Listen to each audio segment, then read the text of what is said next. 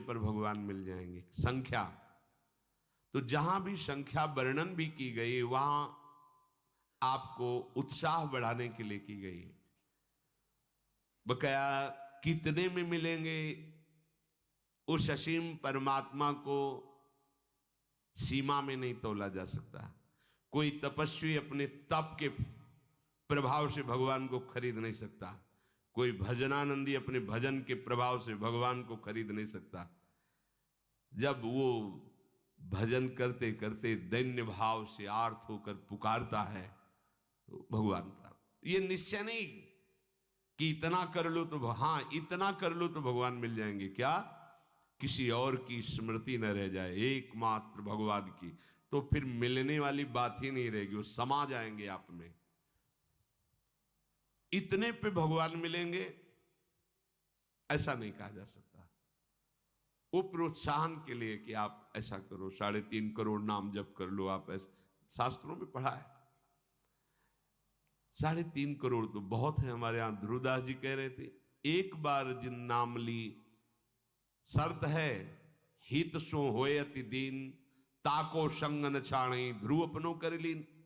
जिन्होंने आर्त भाव से प्रेम में भरकर अब जिया नहीं जा रहा और राधा बोले तो श्री जी का साक्षात्कार हो जाए एक बार।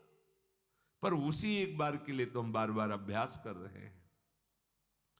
एक बार नारद जी महाराज भ्रमण करते हुए जा रहे थे तो कुछ समीप पे ही एक बट वृक्ष के नीचे महात्मा भजन कर रहे थे, एक पीपल के नीचे भजन कर रहे थे।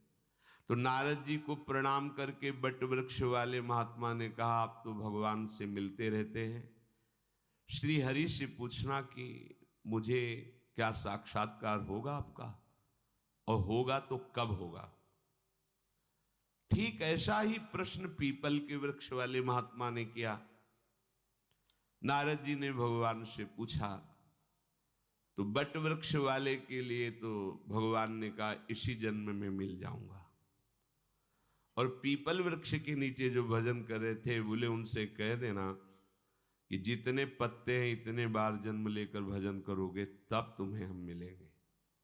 नारद जी आए, दूर दूर थे, तो पहले बट वृक्ष वाला मिला, उनसे बता दिया। पीपल वृक्ष वाले महात्मा ने साष्टांग दंडवत किया, महाराज भगवान से मिले जी। क्या कहा भगवान ने? भगवान ने कहा आपकी भजन की जैसी धीमी चाल है, इसमें तो जितने पीपल वृक्ष के पत्ते हैं इतने जन्म लगेंगे। नाच पड़ा। किस बात पे? जन्म लेने वाली बात उनको समझ में ही नहीं।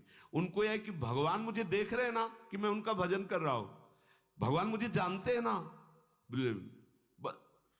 चीख पड़ा, चिल्ला चिल्ला के रोने लगा, कितने कृपालु हरि हो, आप कितना दुलार करते हो, मैं आपकी दृष्टि में हूं, आप मुझे जानते कि मैं आपका भजन कर रहा हूं। और उसी समय भगवान प्रकट हो गए और गले से लगा लिया। रुदुष्ट शर्म राजन कृष्ण दर्शन लालसा। उसी इतना आनंद में भगवान मुझे जानते हैं कि मैं उनका भजन कर रहा हूं, आनंद से प्रफुल्लित भगवान उसी समय प्रकट हो गए और गले लगा लिया। नारद जी ने कहा कि हमको तो झूठा कर दिया आपने। अभी आपने कहा था कि ये जैसी चाल से चल रहा है तो इसको जितने पीपल के वृक्ष के पत्ते होते, बोले हाँ, अगर वो वैसे ही रहता तो उसके अंदर इतना आर्त भाव, इतनी आनंद की उमगन हुई कि जो चाहिए वो अभी हो गया, तो मेरा साक्षात। अब बोलो, भगवान ने तो कहा था ऐसा। भजन आपके हाथ की बात है। यदि आप एक एक नाम आंसुओं में डुबो करके जपोगे ना तो पता नहीं किस सेकंड में भगवान आपसे मिल जाए, किस सेकंड में। बिन रोए किन पाइया प्रेम प्यारा मीत, राधा राधा राधा, लाडली अब जिया नहीं जा रहा आपके बिना। तो फिर लाडली जो करुणा समुद्र है वो कृपा करके आपके मानस पटल पर पधारेंगी, हृदय रूपी निकुंज में खेलने लगेंगी, नेत्रों में समा जाएंगी। इसीलिए तो हमें निरंतर भजन करने का अभ्यास करना है।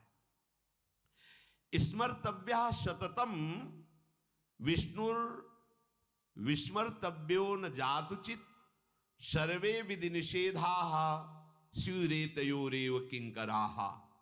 बस हमारा एक ही कार्य है, स्मर्तव्या सततम, सतत अपने प्रियतम का स्मरण करना।